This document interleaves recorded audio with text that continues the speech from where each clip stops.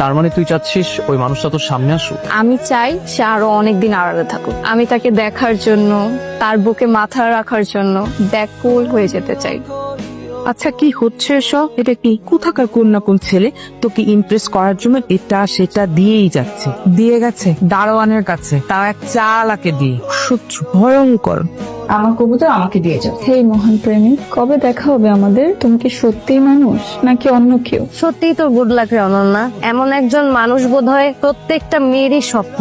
আচ্ছা, তুই কি কোনোভাবে বুঝতে পারছিস যে মানুষটাকে? বুদ্ধ একটা। যদি পারতাম তাহলে তো ওকে চাপতে ধরতাম আর বলতাম, মেরি জান অনেক হয়েছে, এবার থামো। ক্যাম্পাসের মধ্যে যদি কেউ থাকে, ধর আমাদের বন্ধু বান্ধবের মধ্যেই যদি ওই মানুষটা হয়, তাহলে তুই কি করবি? অসম্ভব। যদি সেম ইয়ারের হয় তাহলে তো আমি কোনোভাবেই মেনে নিব না, আর যদি জুনিয়র হয় তাহলে থাপড়া বোধ হবে, আর যদি সিনিয়র কেউ হয় তাহলে ভেবে দেখবো।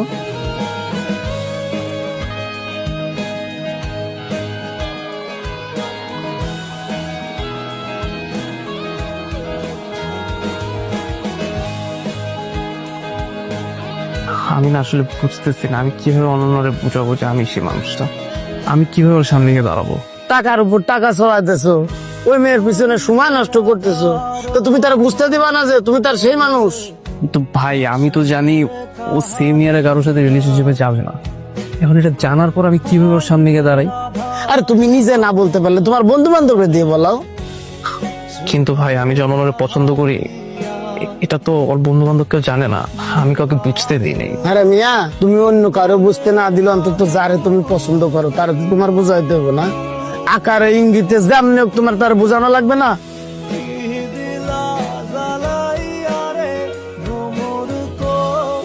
সারপ্রাইজ! আরে সুমন ভাই, আপনি? This is for you.